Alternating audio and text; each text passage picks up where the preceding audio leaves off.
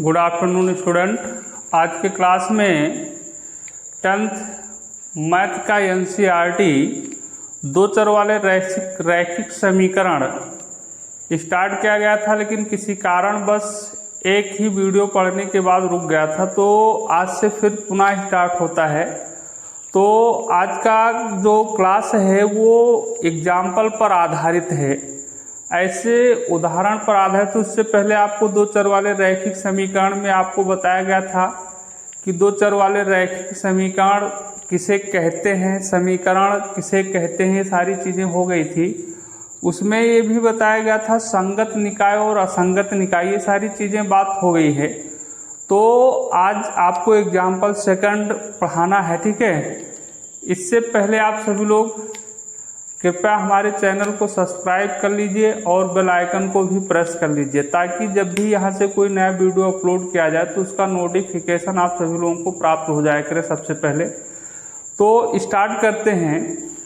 प्रश्न example second ये कह रहा है बेटा कि रोमिला एक स्टेशनरी की दुकान में गई, स्टेशनरी के किसी दुकान में गई और ₹9 में 2 पेंसिल तथा 3 रबड़ खरीदी। रोमिला किसी स्टेशनरी के दुकान में गई और वहाँ पे उसने ₹9 में 2 पेंसिल और 3 रबड़ खरीदा, मतलब 2 पेंसिल और 3 रबड़ खरीदी। उसका कुल मिला के उसे ₹9 देने पड़े। फिर उसकी सहेली सोनाली ने रोमिला के पास नई तरह की पेंसिल और रबड़ देखी। तो उसकी सहेली सोनाली जब उससे मिली तो उसने देखा कि रोमिला के पास नई पेंसिल और नई रबड़ हैं। तो उसने क्या किया, तो उसने भी ₹18 में उसी प्रकार की 4 पेंसिल और 6 रबड़ खरीदी।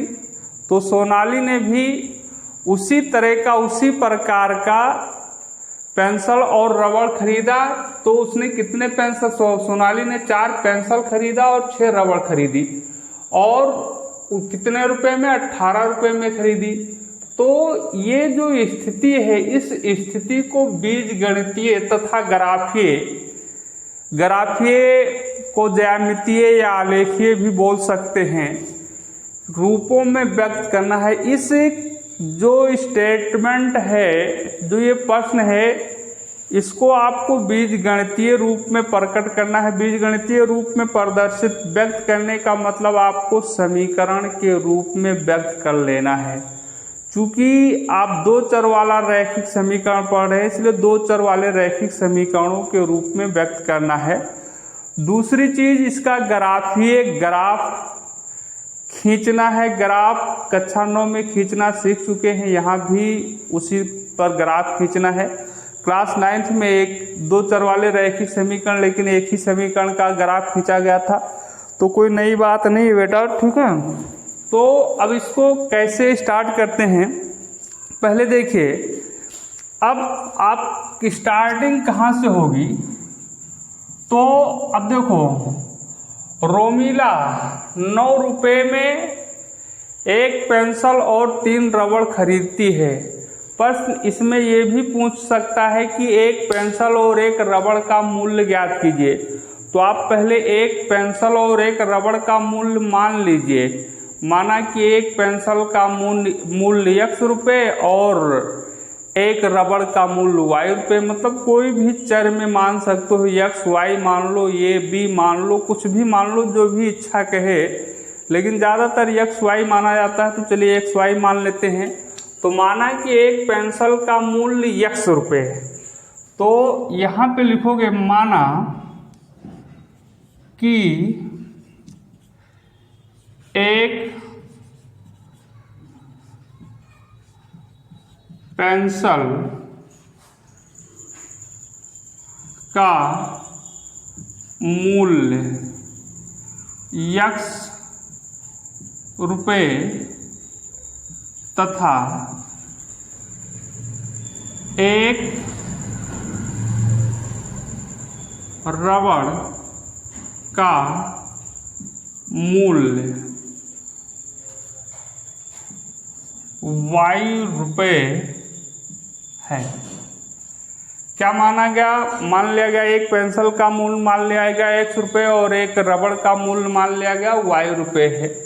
अब इसको हम अगर कथन के अनुसार कैसे जैसे व्यवस्थित करेंगे तो किस प्रकार से ये देखना समीकरण के रूप में, तो आप फर्स्ट शर्त लिख दीजिए। प्रथम शर्त से या फर्स्ट शर्त से देखिए, अब फर्स्ट शर्त है क्या चीज इसमें देखना है।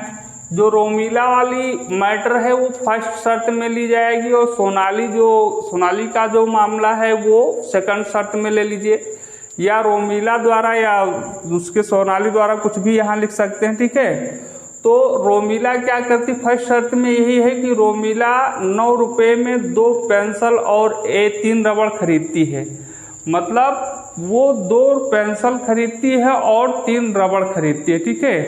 तो देखिए जब वो 2 पेंसिल खरीदती है, 2 पेंसिल है और एक पेंसिल का मूल्य कितना रुपया है, x रुपये है।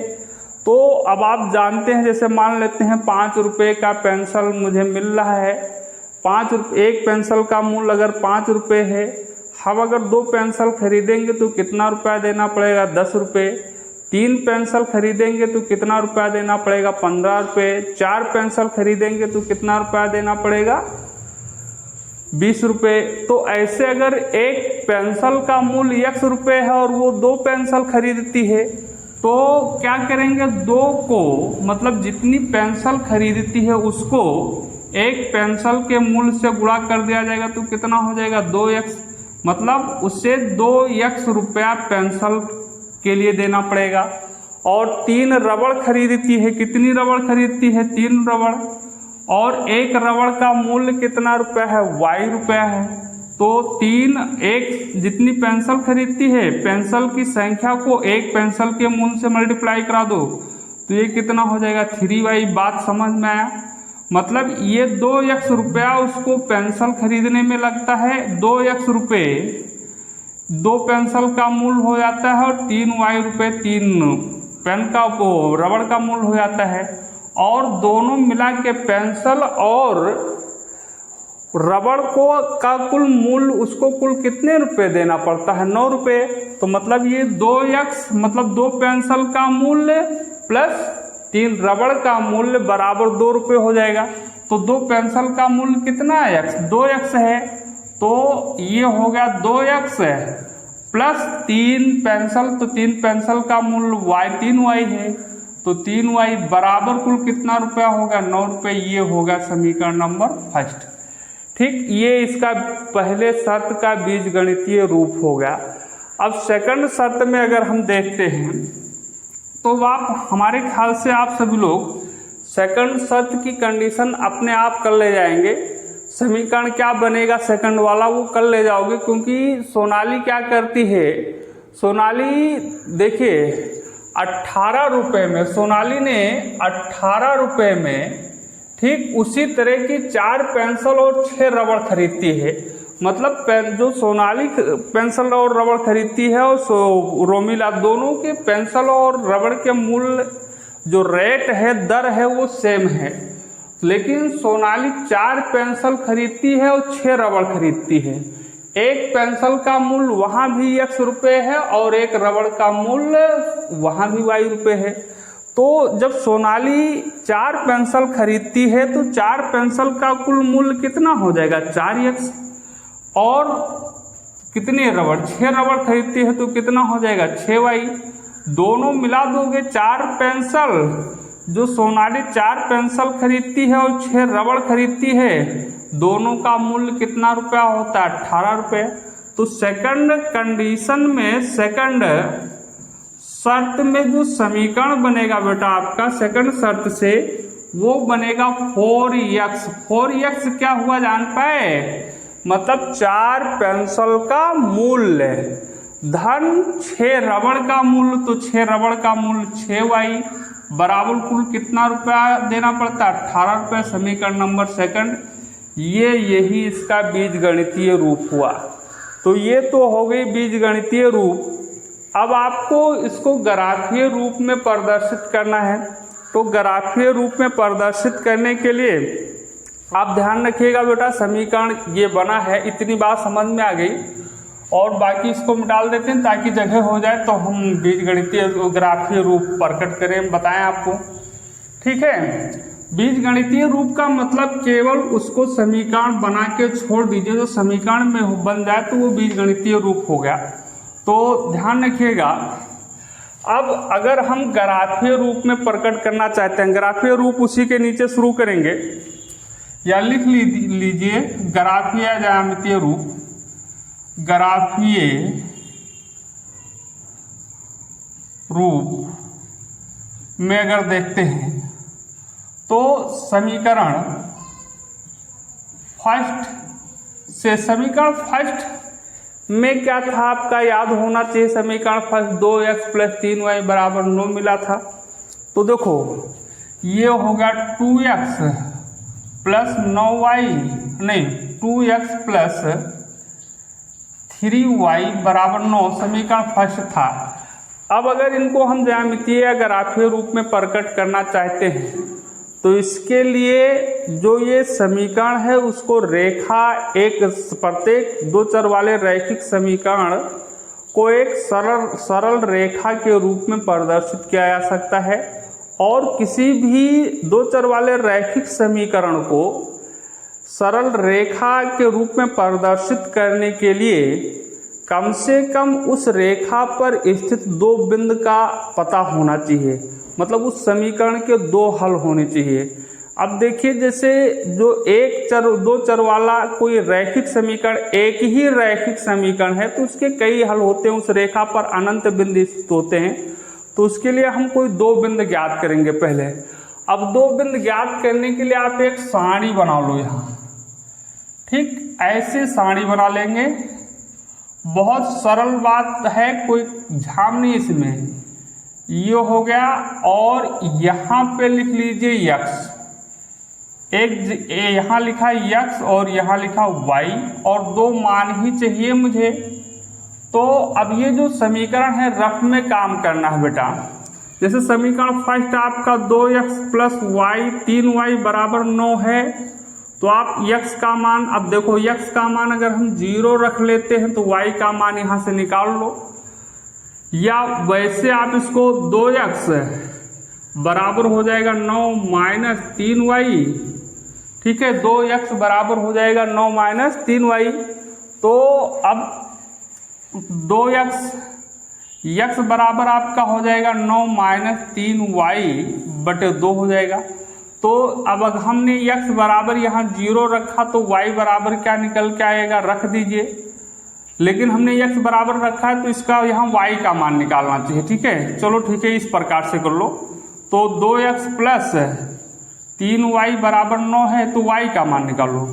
मतलब 3y बराबर कितना हो जाएगा, 9 - 2x। 2x को मैंने उधर पक्षांतर कर दिया, तो y बराबर कितना हो जाएगा बेटा, y बराबर हो जाएगा 9 - 2x/3। ये रफ कार्य है आपका। कौन सा कार्य है, रफ कार्य। रफ में कहीं कर सकते हैं, मतलब जो समीकरण है बिंदु ज्ञात करने के लिए उस समीकरण को x का मान y के पद में या y का मान x के पद में कन्वर्ट कर लेते हैं, ठीक है। तो अब देखिए, ये y बराबर होगा 9 - 2x/3। अब x बराबर मैंने 0 रखा, x बराबर मान लिया मैंने 0। तो अगर ये x बराबर 0 हो गया तो इस रिलेशन में, इस समीकरण में x के स्थान पर 0 रखकर y का मान निकाल लो। तो y बराबर 9 - 2 × 0/3। तो y बराबर कितना हो जाएगा, 9 - 2 को 0 से गुणा करोगे 0/3, तो ये हो जाएगा 9/3। 9/3 से काट दो तो कितना आ जाएगा, 3। मतलब y बराबर कितना आएगा, 3। तो y का मान यहाँ 3 हो गया, ठीक। अब ऐसे x बराबर कोई मान और रख दो, जो भी इच्छा कहे वो रख लो, कोई परेशानी नहीं, कुछ भी रख सकते हैं। ये x का मान कुछ भी मान सकते हो और उसके सापेक्ष y का मान आ जाएगा। तो y बराबर क्या है, 9 - 2x/3। लेकिन ये प्रयास क्या करो कि पूर्णांक में आ जाए, पूर्णांक में रखा करें, तो पूर्णांक में रखो या दशमलव में भी रख सकते हो, तो कोई दिक्कत नहीं आ जाएगा। चलिए यहाँ रख देते हैं 4.5 रख देते हैं, 4.5 रख दिया गया x का मान, तो इसमें रखोगे x के स्थान पर तो 9 माइनस 2 गुणे 4.5 बटे 3, तो y बराबर क्या हो जाएगा, 9 माइनस 4.5 को 2 से गुणा करोगे तो 9 हो जाएगा बटे 3, तो ये हो जाएगा 0 बटे 3 बराबर y बराबर क्या आ जाएगा 0। तो इसके दो बिंदु आपको मिल गए। ठीक है, अब समीकरण फर्स्ट का होगा 2 बिंदु आपका, ये रफ में आपको करना है कहीं बेटा, फेर में करने की जरूरत, बस रफेर में इतने काम करना है। तो बिंदु कौन कौन सा मिला, बिंदु लिख सकते हो।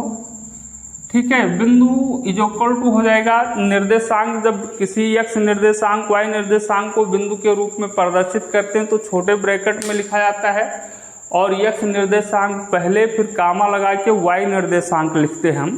तो x निर्देशांक इसका 0 है, कामा 3, और दूसरा बिंदु आपका मिल रहा है बेटा x निर्देशांक आपका होगा 4.5 और कामा y निर्देशांक होगा 0। ठीक, अब आप चाहो तो समीकरण सेकंड के लिए भी 2 बिंदु बना लो, तब अगर आप खींचो तो समीकरण सेकंड के लिए इधर कर लेते हैं, यहाँ लिख लो समीकरण सेकंड से। तो समीकरण सेकंड आपका क्या बना था, याद कीजिए, उसमें देखे थे आप लोग, 4x + 6y बराबर 18 आया था, तो ये हो गया 4x + 6y बराबर 18 है। और इसके लिए भी एक ऐसे सारणी बना लो, यहाँ भी समीकरण सेकंड से भी 2 बिंदु चाहिए आपको। तो देखो 2 बिंदु लाने के लिए ये यहाँ लिख लो x और यहाँ लिख लो y। x का मान हम कुछ रख लिए, चलो 0 ही रख लेते हैं। ये सब प्रयास करा करो कि 0 आ जाए करे, कोई x निर्देशांक या y निर्देशांक 0 आ जाए को, तो 0 रहेगा तो ज़्यादा ठीक रहेगा। अब देखिए, अब इसमें भी ऐसे निकालना, 4x + 6y बराबर 18। अब या तो सीधे इसमें x के स्थान पर 0 रख दो, y का मान निकाल लो, या y का मान x के पद में कन्वर्ट कर लो, तो 6y बराबर 18 माइनस 4x हो जाएगा। तो y बराबर कितना हो जाएगा, 18 माइनस 4x अपान 6।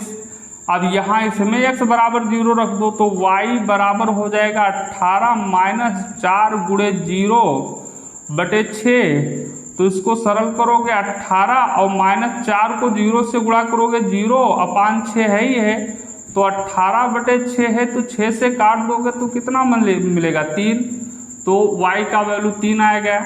या आप ऐसे सीधे रख सकते थे, इसी में रख देते, जैसे 4x + 6y बराबर 18 है, x का मान आपने 0 ले लिया है तो इसी में 0 रख दो, तो ये 4 × 0 + 6y बराबर 18, तो ये 0 हो जाएगा, + 6y बराबर 18, तो 6y बराबर कितना हो जाएगा, 18 माइनस 18, अब 0 से उससे मतलब ही नहीं है, तो y बराबर कितना हो जाएगा, 18 बटे 6। तो बहुत क्षेत्र इकट्ठा, चाहे जिस तरह से निकाल लें कोई दिक्कत नहीं है।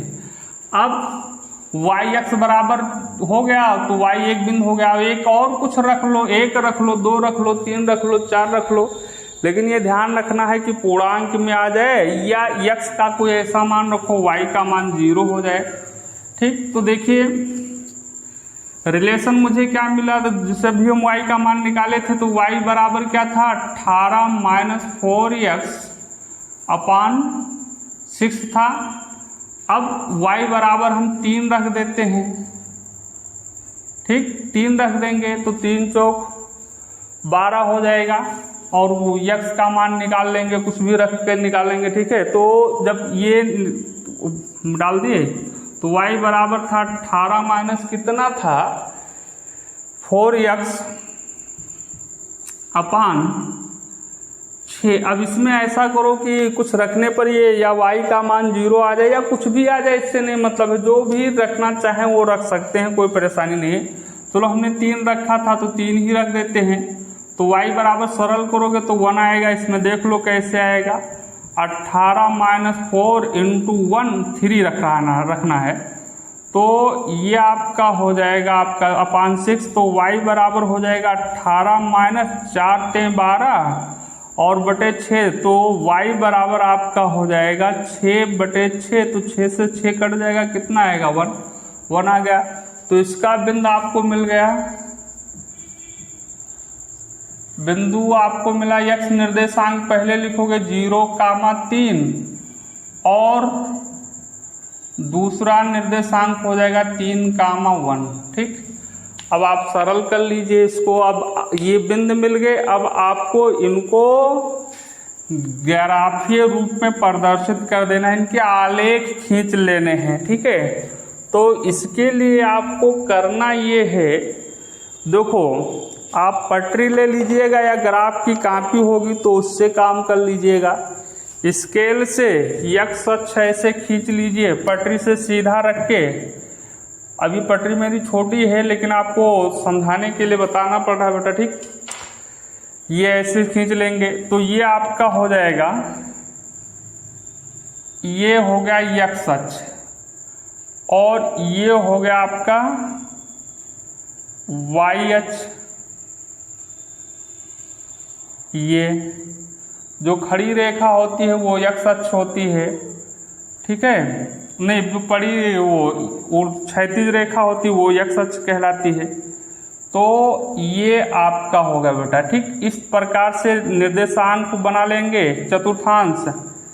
अब देखो यहाँ आपका हो गया आ जाएगा x एक्सिस और ये हो जाएगा आपका y एक्सिस। अंग्रेजी में लिखोगे तो एक्सिस, हिंदी में लिखोगे तो अक्ष x डैश y डैश। ये बिंदु आपका हो गया वो मूल बिंदु हो गया, जहां जिस बिंदु पर दोनों अक्ष एक दूसरे को प्रच्छेदित करते हैं उसे मूल बिंदु कहते हैं।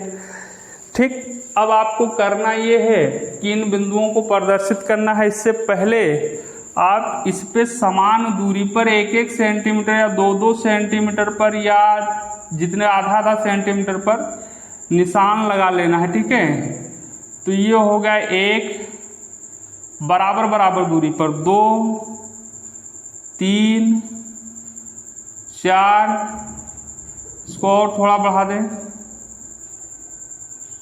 ये x एक्सिस है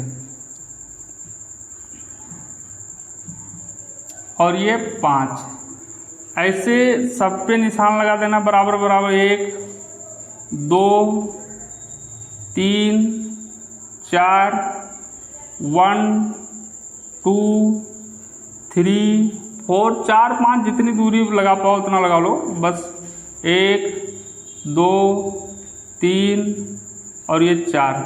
अब आपको प्रदर्शित करना है 0,3। तो जो 0,3 लिखा है, जैसे ये बिंदु बेटा लिखा है 0,3। अब 0,3 0 जो पहले लिखा होता है वो x अक्ष पर प्रदर्शित किया जाएगा, x अक्ष पर। ठीक है, बात समझ में आया। और जो बाद में लिखा होता है वो y अक्ष पर। ठीक, अगर ये पहला वाला भुज है, दूसरा वाला कोट है, अगर भुज धनात्मक है तो x अक्ष पर रहेगा लेकिन मूल बिंदु से दाईं ओर। अगर धनात्मक है, जैसे 3,5 लिखा है, तो ये बिंदु जो x देखेंगे x पॉजिटिव में है, धनात्मक है, तो x अक्ष पर ही रहेगा। मतलब भुज पहली वाली मान जो होता है x निर्देशांक को x अक्ष पर प्रदर्शित किया जाएगा। अब ये आपको डिसाइड करना होता है बेटा कि मूल बिंदु से दाहिनी ओर रहेगा कि बाईं ओर रहेगा। ये पता करने के लिए अगर धनात्मक है तो मूल बिंदु से x अक्ष पर दाईं ओर, और अगर ऋणात्मक है माइनस में लगा होता तो x अक्ष पर ही लेकिन मूल बिंदु से बाईं ओर। ऐसे 5 ये जो है कोट वाली निर्देशांक y निर्देशांक, अगर धनात्मक है तो y अक्ष पर मूल बिंदु से ऊपर और ऋणात्मक है तो y अक्ष पर ही मूल बिंदु से नीचे। बात समझ में आई। x अक्ष पर भुज वाली पहले x निर्देशांक को प्रदर्शित करते हैं, अगर वो धनात्मक है तो x अक्ष पर मूल बिंदु से दाईं ओर, और ऋणात्मक है तो x अक्ष पर ही मूल बिंदु से बाईं ओर। और y निर्देशांक अगर धनात्मक है तो y अक्ष पर मूल बिंदु से ऊपर और ऋणात्मक है तो मूल बिंदु से नीचे। और जो इस ब्रैकेट में कामा के पहले लिखा होगा वो भुज कहलाता है और जो बाद में लिखा होता है वो कोट कहलाता है। मतलब पहले वाला x निर्देशांक, बाद वाला y निर्देशांक। बात क्लियर है? अगर ये प्रदर्शित करना, ट्रेसिंग करना अगर नहीं आता है आप लोगों को तो फिर कमेंट करके बताइए, तो 9th का एक आध क्लास इस तरह से अपलोड कर देंगे या एक वीडियो ऐसा बना देंगे जिसमें बिंदुओं को केवल प्रदर्शित ही करना रहेगा, तो बात समझ में आएगी। लेकिन बता देना आप लोग, ठीक है? चाहे कमेंट करना, फ़ोन करना, जो भी इच्छा होगी उससे कीजिएगा, ठीक है? तो अब हमारे पास बिंदु जो है 0,3 है, तो 0 x अक्ष पर जाना है। 0 ना धनात्मक होता है ना ऋणात्मक होता है, तो 0 तो यही हो गया। और ये 3 है, दूसरा पॉइंट क्या है 3, तो 3 धनात्मक है बेटा, तो y अक्ष पर ऊपर जाएंगे। तो ऐसे गिनो 1 2 3, ये वाली पॉइंट जो हो गया आपका यही पॉइंट हुआ 0,3, ठीक है? दूसरा बिंदु है 4.5। 4.5 हमने ले लिया है कि y का मान 0 आ जाए, तो 4.5 है, तो 4.5 मतलब 4.5 1 और धनात्मक है तो x अक्ष पर ये x निर्देशांक ही है, देख रहे हैं? तो ये x अक्ष पर जाएगा, तो 1 2 3 और ये 4 हो गया 0.5, तो ये 5 और 10 4 और इसके बीच में ही होगा, तो ये हो गया 4.5। तो 0 आपको ऊपर या नीचे जाना है, तो 0 है तो 0 ना तो ऊपर जाएगा ना नीचे, यही बिंदु हो जाएगा। तो ये बिंदु हो गया आपका बेटा, क्या हुआ 4.5, 4.5 लिखा है, और ये बिंदु आपका हो गया 0,3। अब इसका जो रेखा, सरल रेखा होगा, दोनों को ऐसे स्केल रखना और इन दोनों बिंदुओं को मिलाते हुए एक सरल रेखा खींच देना, ये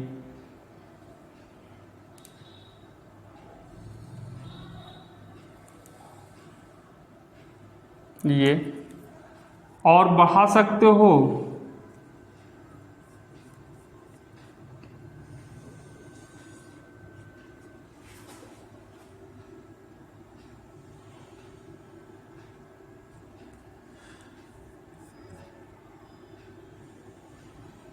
ये समीकरण फर्स्ट का ग्राफीय निरूपण हुआ, ज्यामितीय निरूपण हुआ, आलेख हुआ, ठीक। दोनों ओर तीर का निशान लगा दो, ये लिख दो, यहाँ भी लिख दिया गया। ये कौन सा रेखा था लिख सकते हो इस पे, 2x + 3y = 9, ठीक। ऐसे आपको दूसरा भी निरूपित करना है बेटा।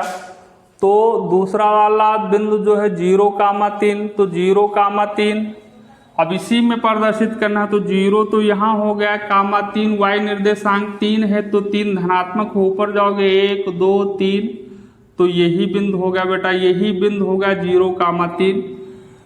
दूसरा है 3,1, तो 3 कौन सा होगा, 1 3 x अक्ष पर जाओगे, 1 2 3 और 1। अब देखो 1 है तो 1 ऊपर चलना है, प्लस में है ऊपर जाओगे, तो ये 1 है, 1 तो इसकी सीधाई में सीधा और इसकी सीधाई में सीधा ये पड़ रहा है, यहाँ से ये और ये दोनों दूरी ये, तो ये बिंदु जो आपका हो गया, मान लेते हैं C हो गया, और इस बिंदु का निर्देशांक होगा 3,1, तो 3,1 हो गया। तो अब इसको देखो, अब इन दोनों बिंदुओं को, ये 3,0 आया 0,3 और 3,1 इसको भी मिलाओ, तो इन दो बिंदुओं को ऐसे मिला दो, तो अब भाई ये इसी पे जा रहा है, मतलब दोनों रेखा है, दोनों समीकरण का रेखा एक ही पर हुआ, ऐसे गया, ठीक है। अब ये किसी, यही रेखा इसका भी होगा। ये समीकरण क्या था, 4x + 6y = 18। यहाँ पे आपको देखने को मिल रहा है कि दोनों रेखाएं एक दूसरे के ऊपर ही हैं, मतलब दोनों रेखाएं एक दूसरे के संपाती हैं। तो यहाँ आगे फिर देखेंगे, लेकिन अब ये ध्यान रखिएगा, अगर कोई भी दो रेखाएं, दो समीकरणों की रेखाएं एक दूसरे के संपाती हैं, एक दूसरे के ऊपर ही हैं।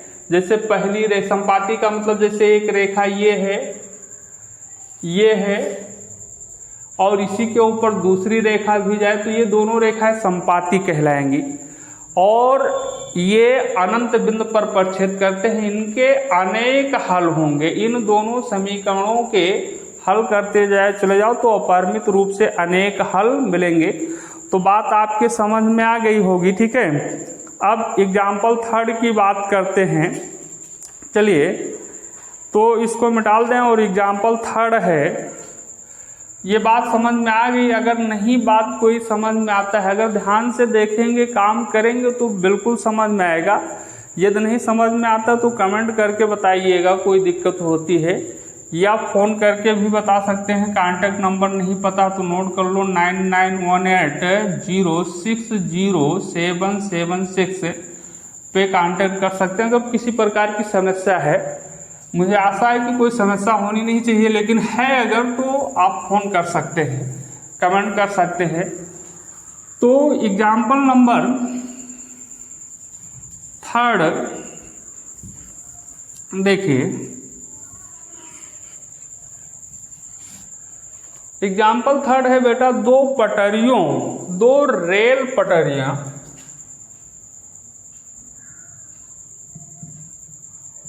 थर्ड, दो रेल पटरियां की समीकरणें x + 2y - 4 = 0 और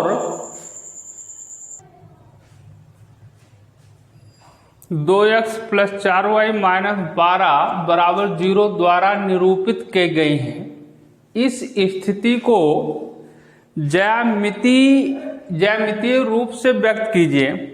तो जो एग्जाम्पल थर्ड है आप देख रहे हैं, इसको भी इसका बीजगणितीय रूप दिया गया है। आपको बीजगणितीय रूप में कुछ नहीं करना, समीकरण नहीं बनाना, समीकरण बना है, ये आपको ज्यामितीय रूप में व्यक्त करना, मतलब ग्राफीय रूप में व्यक्त करना है। ग्राफ खींचना है, आलेख खींच देना है इनका।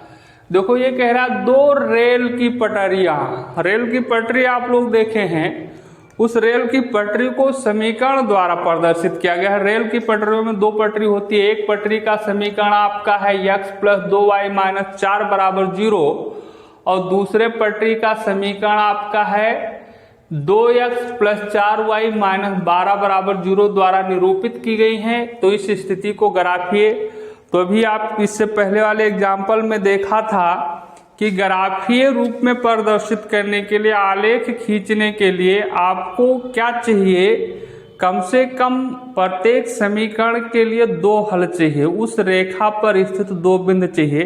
तो पहले हम दो बिंदु ज्ञात करते हैं पहले समीकरण से। इसको समीकरण फर्स्ट मान लेते हैं, इसको समीकरण फर्स्ट सेकंड मान लेते हैं। तो देखो समीकरण फर्स्ट समीकरण आपका है क्या, x + 2y - 4 = 0। तो यहाँ भी ऐसे सारी उसी प्रकार से सेम काम वहाँ करना, जैसे आपको पहले वाले भी एग्जाम्पल में बताए थे, वही काम यहाँ भी करना है। यहाँ आप लिख लीजिए x और यहाँ लिख लीजिए y। अब केवल बिंदु तो और अधिक ले सकते हैं, 3-4 बिंदु मिल जाए तो कोई जरूर हो जाएगा काम, कोई परेशानी नहीं आएगी, लेकिन कम से कम दो बिंदु की जरूरत होती है। तो हम x का मान यहाँ कुछ रख लेते हैं। चलो x का मान 0 रखते हैं। अब इस समीकरण में x का मान 0 रख लो। तो जैसे x + 2y - 4 = 0। अब हमें y का मान चाहिए, क्योंकि x का मान तो मैंने रख लिया।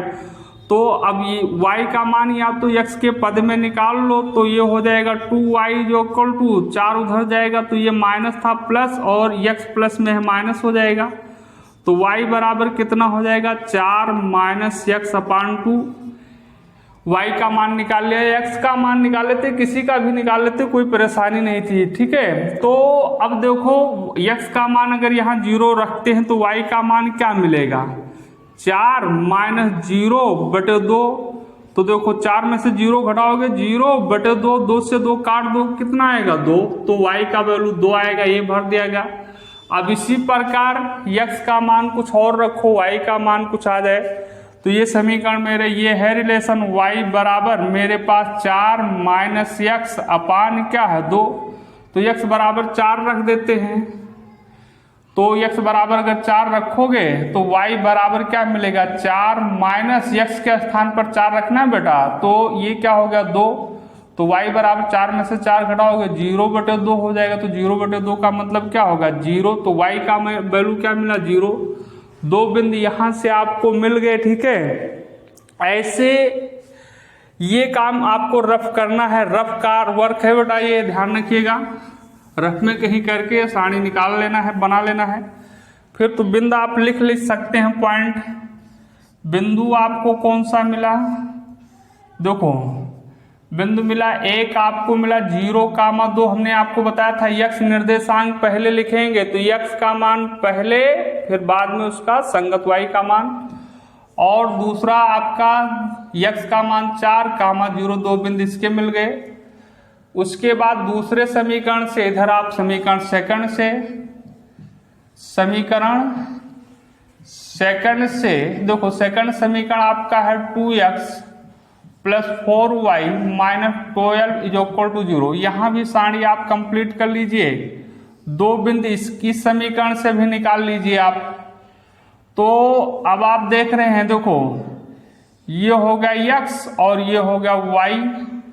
x का मान फिर 0 रख दो, y का मान कुछ निकलेगा, तो देखो 2x प्लस 4y माइनस 12 बराबर 0 है।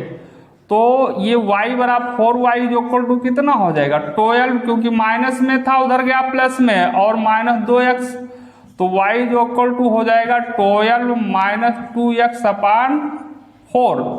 तो अब x बराबर इसमें 0 रख लीजिए, तो y जो इक्वल टू जब 0 रखोगे x माइनस 12, अब 0 रखेंगे तो 2 गुणे 0 0 ही हो जाएगा बटे 4, तो ये बचेगा 12/4, 4 से कैंसिल कर दो, कितना बचेगा 3, तो ये आ जाएगा।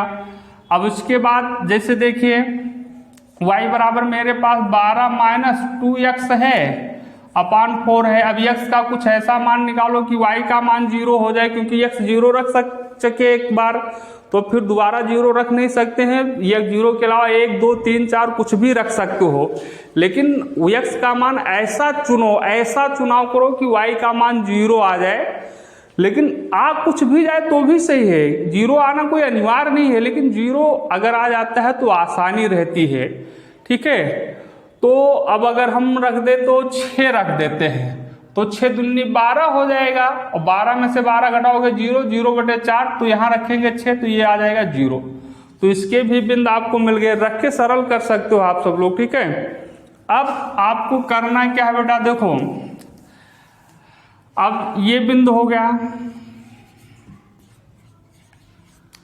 बिंदु आपका मिला 0,3, और दूसरा बिंदु मिला आपको 6,0। ये आपका हो गया। अब इसका आलेख आपको खींच देना है जैसे पहले बताए थे, ठीक है। तो अब आप एक पहले x अक्ष सीधी रेखा खींच लीजिएगा स्केल से। आपके पास, मेरे पास स्केल बड़ा सा है नहीं बेटा, तो हम ऐसे खींचते हैं।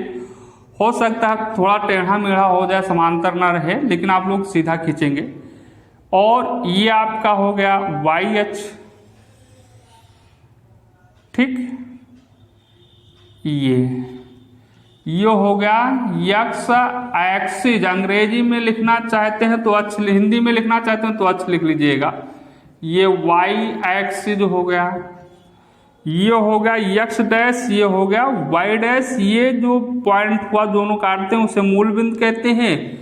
मूल बिंदु का निर्देशांक 0,0 होता है, ठीक। अब आपको इन बिंदुओं को इन पे प्रदर्शित करना है। प्रदर्शित करना जानते हैं, 9th में पढ़े, और अभी हमने कुछ थोड़ा बहुत इससे पहले वाले प्रश्न में बताया भी था। तो पहला पॉइंट मेरे पास है 0,2, लेकिन पहले हम बराबर बराबर दूरी पर निशान लगा लेंगे। कितनी दूरी, मतलब 1-1 सेंटीमीटर, 2-2 से, जो अच्छा लगे। अगर ग्राफ की कॉपी है तो खाना उसमें बने हैं, लेकिन तो अगर नहीं है तो ऐसे आप बराबर दूरी पर 1-1 सेंटीमीटर पर लगाना। 1 2 3 4 5, ये थोड़ा और बढ़ाना पड़ेगा, कम से कम 6 जाना पड़ेगा मुझे ना, तो इसलिए इसको थोड़ा और बढ़ा देते हैं। 1 2 3 4 5 6, ये हो गया। बराबर दूरी पर लगाना है, ये होगा x एक्सिस, ठीक है। ऐसे इधर 1 2 3 4, इधर भी 1 2 3 4, 1 2 3 4, ये हो गया। अब आपको करना क्या है, 0,2, तो 0,2 है, तो अब आप 0 पहले x अक्ष पर x निर्देशांक होगा 0 बेटा, तो 0 यही हो जाएगा। 2 है +2 है तो y अक्ष पर रहेगा, अब +2 है तो ऊपर, तो ये हो जाएगा बिंदु आपका, ये पॉइंट आपका हो गया 0,2, ठीक है। और उसके बाद 4,0 है, तो देखो 4,0, 4 तो x अक्ष पर जाएगा, 1 2 3 4, ये हो गया 4 और 0 यही हो जाएगा, तो ये बिंदु आपका हो गया बेटा, आपका हुआ, इधर नीचे ही लिख लीजिए 4,0, और इन दो बिंदुओं को अब आप मिला दीजिए। ये ऐसे स्केल रखे, इन दो बिंदुओं को आपको क्या कर देना है, मिला देना है ये सीधे, तो इसका ये आलेख हो गया, ये एक आलेख आपको ये प्राप्त हो गया, ठीक। पहले समीकरण का आलेख ये हो गया ग्राफीय निरूपण, ठीक। अब दूसरे का आलेख प्राप्त करना है, तो दूसरे वाला भी खींच लो। 0,3 है, तो 0,3 प्रदर्शित करने के लिए कैसे करेंगे, तो 0,3 है तो 0, देखो 0 यही हो जाएगा। अब 3 ऊपर जाओ, 1 2 3, ये हो गया 0,3, ये पॉइंट थोड़ा नीचे लिख दे बेटा, 0,3 ये हो गया। ये 0,2 ये था, ये आपका होगा 0,3, ये देख लो, फिर से देख लो, 0,3 है तो 0 अब यही हो गया 0, अब 3 है, y निर्देशांक 3 है, तो 3 प्लस में है, ऊपर जाएगा 1 2 3, ठीक हो गया। ये बिंदु हो गया आपका 0,3। दूसरा है 6,0, तो 6 पहला x निर्देशांक 6 है, x अक्ष पर जाएगा, धनात्मक भी है तो दाईं ओर चलेंगे, तो 1 2 3 4 5 6 हो गया, ये 6 और 0 यही हो जाएगा, तो इस बिंदु का निर्देशांक होगा 6,0। इन दो बिंदुओं को मिला दो तो दूसरे रेखा का आलेख मिल जाएगा ये।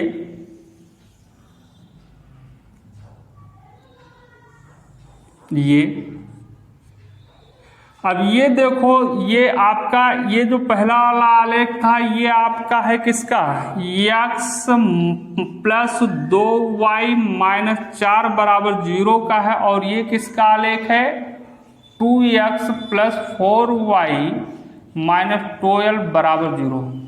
ये दोनों आलेख एक दूसरे को किसी बिंदु पर प्रच्छेद नहीं करते हैं, मतलब एक दूसरे के क्या है, समांतर है।